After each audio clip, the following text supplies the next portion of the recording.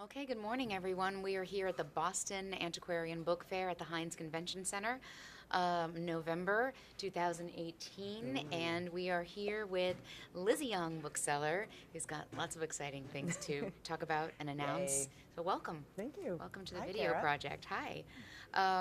First, nice to see you. You look To great. see you. Wanted to ask you a little bit about your background pre-books, which I think in your case are still books. Yeah. Okay. Well, actually, background personally, I was Yeah. a pastry chef. I was trained as a pastry chef, and that's what I did for a good 20 years. I also worked in I was a food editor for Gourmet magazine for a bit, and then I got pregnant with my daughter, and that was, then I took about 20 years off. Same. Yeah. Where did you go to school for patisserie? Patisserie. It was at the time called Peter Kump's cooking school. It's now called, I think, New York International School. And I studied under Nick Malgeri, who's still out there doing amazing things. And you are, now we'll go backwards in time. You are a New York girl. Yes? I am a New York Okay. girl, yes. So you were born and raised in? I was born and raised in Westchester in Hastings-on-the-Hudson. So it's about 20 miles outside of Manhattan.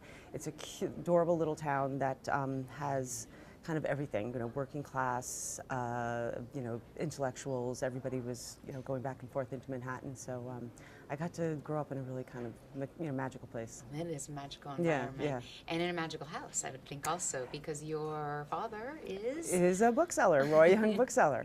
And funny enough, you know what you do when you're a kid and you say, you know what, I'm not going to do what my dad did.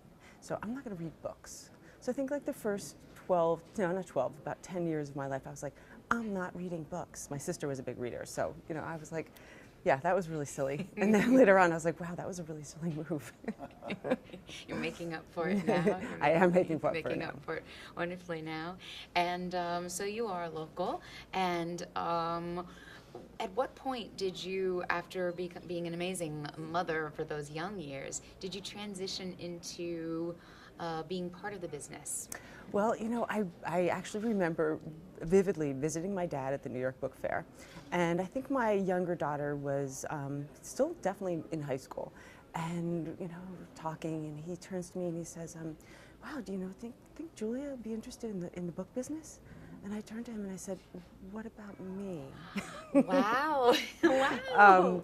And because I was like, this is amazing. This is an amazing world. Mm-hmm. And then I started working with him. I started commuting, actually, because at the time I was living in New Jersey, commuting back and forth about 3 to 4 times a week and working with him.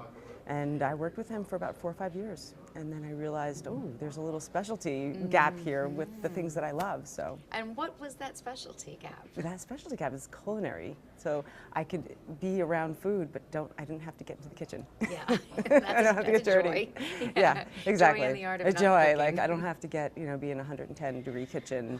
It's like too much at this age. So, yeah, I saw that there was a couple of people, Don Lindgren and Ben Kinmont, and I was like, wow, this is amazing. I want to jump into this. So I did it kind of slowly at first, and then I opened up, I think, in 2011 as Lizzy Young Bookseller. As Lizzy Young Books. And I used Lizzy Young Bookseller because my father is Roy Young Bookseller. Right. And there were a bunch of people when I was growing up, mostly men, guys, young guys, who used to work for him because he'd be carting around big things of books, and they would call him Roy Young. Oh. So I was like, I got to do a little play on that. An homage. Yeah, that's exactly. really nice. Yeah.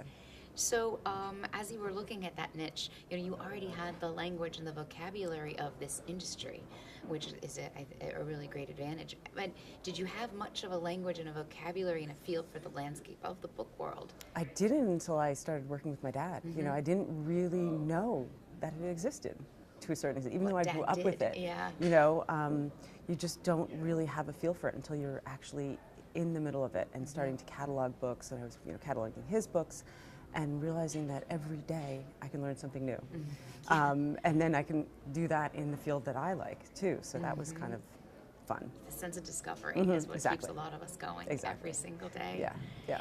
And so it's kind of something that we usually ask everyone is what attracted him to the book business. And this seems like we've answered that. Yeah, It's just yeah. this fascination in any discipline you have, there it is to be discovered. When I worked at Gourmet magazine, my first job there was as an assistant editor, and I was placed in a library.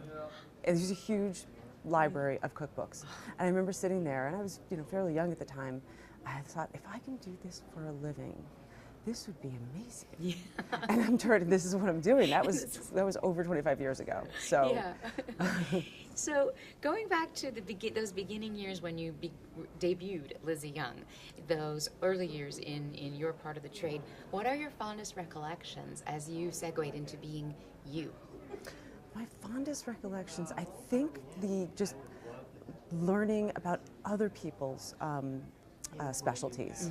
So again, because my father's more of a traditionalist, so I was cataloging books about books on books and architecture, and then going to these book fairs and seeing all these little niches that you could jump into. I was like, wow, this is pretty magical. Like, so that to me was like opening up this world of these other worlds. So yeah. And aside from your dad, what other booksellers? Because I mean, you were, especially once you started helping, I mean, you jump right in and there's the community. What other booksellers or collectors or people adjacent to it had influence on you directly as you were evolving, whether with your dad or once you went out on your own? Well, again, Don Lindgren from Rabelais, I would ask him I would come to book fairs and ask him a million questions, like, I want to do what you do. And then also Peter Blackman of White Fox Books, because his books are so visual. And I originally went to art school, so I dropped out of art school to become a pastry chef because I couldn't afford art school anymore. And I was like, that's the closest thing. But his books are so visual that and they're usually one of a kind. So that I remember being really kind of taken with that. Translate these things that we love from other colleagues into our own discipline. Right. And I guess that brings us to the internet.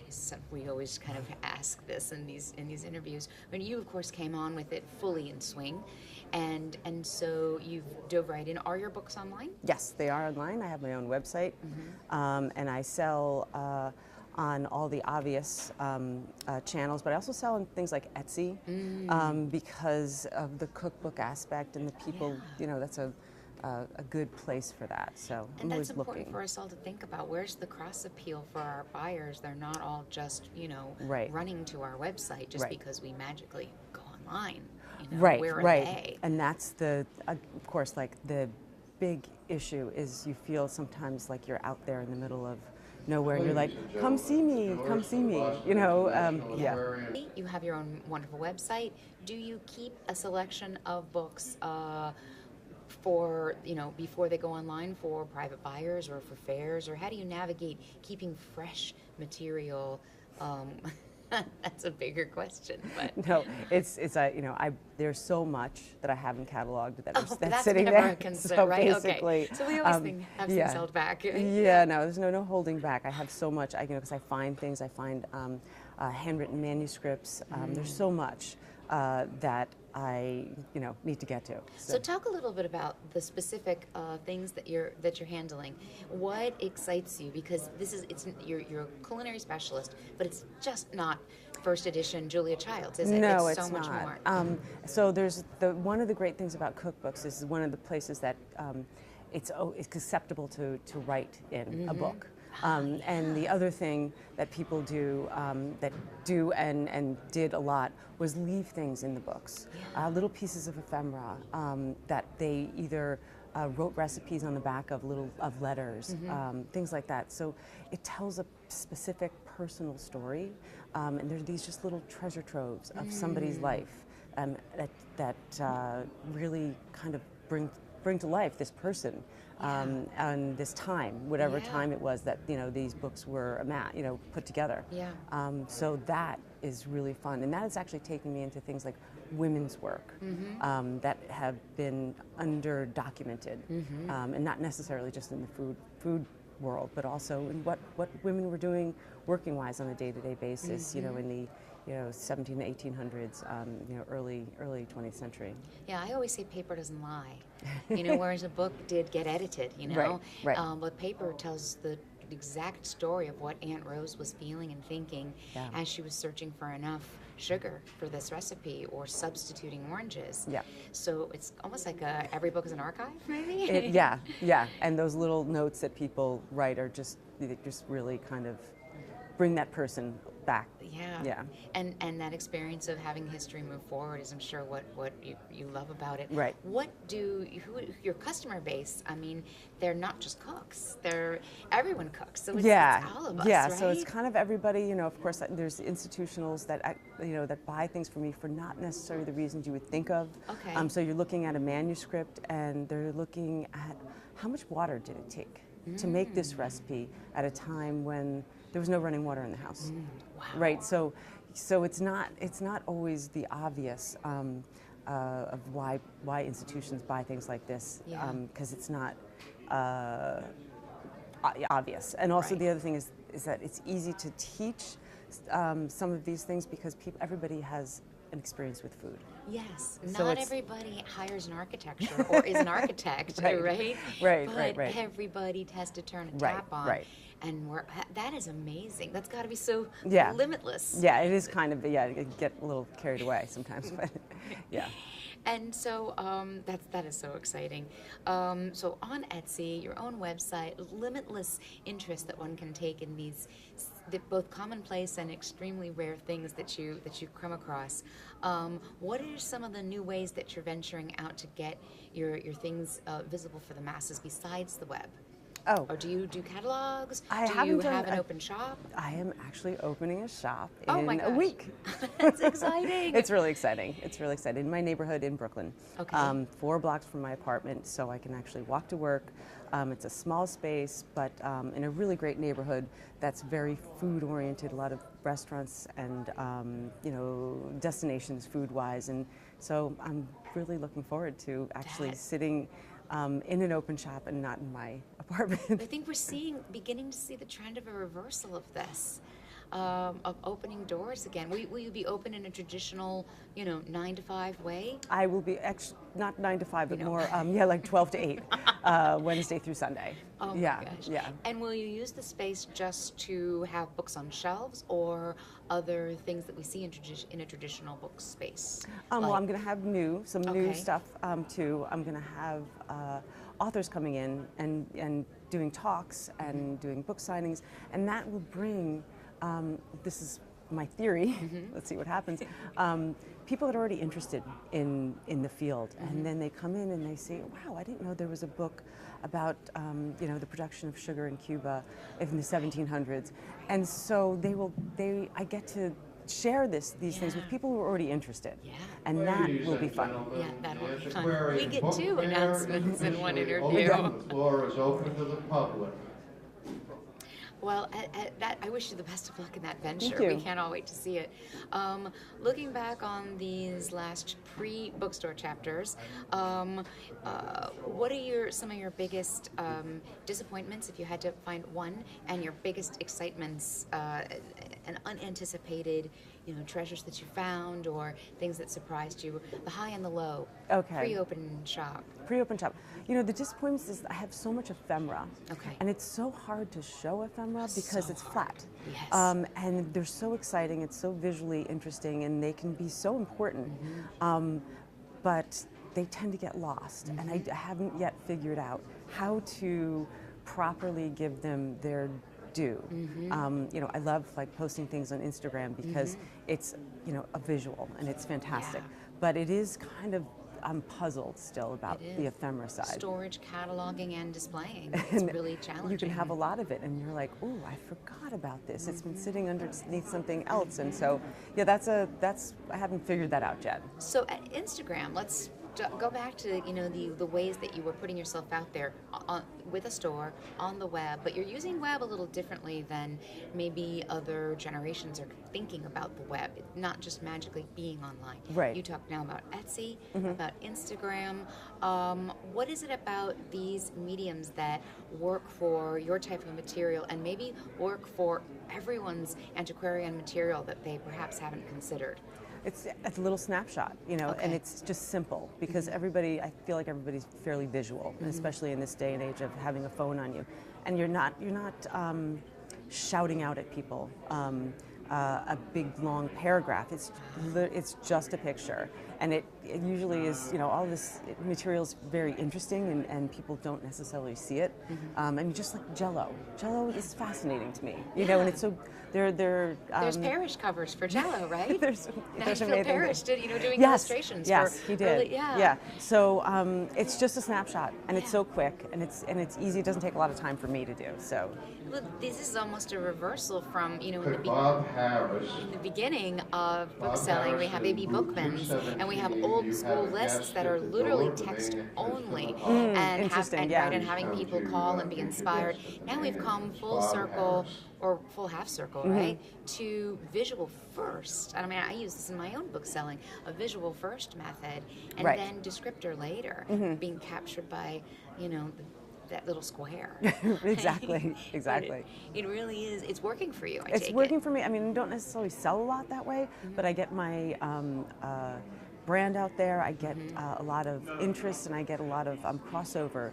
That's the other thing, is that Yeah. I'm trying to find the cooking world, Yeah. which is very different, again, from the rare book world. So that has helped a lot in that field. And I think that's really key for us all. We have an obligation to bring new blood, new customers, Exactly. new interest to the trade, instead of just lamenting its slowdown. And by going to the discipline and bringing them into Exactly. this, that's the key. So what other things, if you had to give advice to someone entering the trade now, along those lines, instead of, there are great methodologies for them to enter and to study, but what would you say they could pick up and bring to a new antiquarian bookselling model? I think bringing in some of the things that I've been interested in lately is actually looking at the way artists have been using books, not necessarily artist books, but I went to MoMA PS1 show, art book show, and there was all of these young artists who were doing these traditional things, like writing up recipe books that were very visual and fun. And it's rare because they don't make a lot of them. Yeah. So that's something that I think would be a good way to get people's attention, because it's not necessarily super old, but it speaks to kind of a new generation. Right. Or it's has visual, a voice. Yeah. but in the form of a book. So True. taking a discipline's visual assets, but putting them in Right. the codex, Yes. and allowing this object to transfer that visual information. Really exciting stuff going on there. I'm excited about this stuff too, actually, a lot. Yeah. So I'm going to end with a few kind of in between the palms question. Who are some of the rising stars that you see in the trade ahead of you, and what do you think that we can all do now to help to continue to bring them in? We talked about the customer side, but what about the book selling side? Because without booksellers here, Right. right. Well, again, I think CABS, Colorado Antiquarian Book School, has been doing an amazing job at bringing people in from different walks of life. Yeah, non-traditional entrance. Non-traditional, exactly. Yeah. And just doing a really good job of explaining how the book world works, but also kind of giving a template, like here's how you can do your business. Go run with it. Yeah. And I went once. I'd love to go back, but I think that has helped bring in a different way, more people. Yeah, absolutely. And that's what we need. Yeah. People. Speaking of people, the floor is open. Oh, you my have goodness. a booth I that have a may booth. be full of people knocking that we should Oh. let you get back to. Thank But you. thank you so much Thank for you, taking Tara. the time to participate and be with us today. Thank you.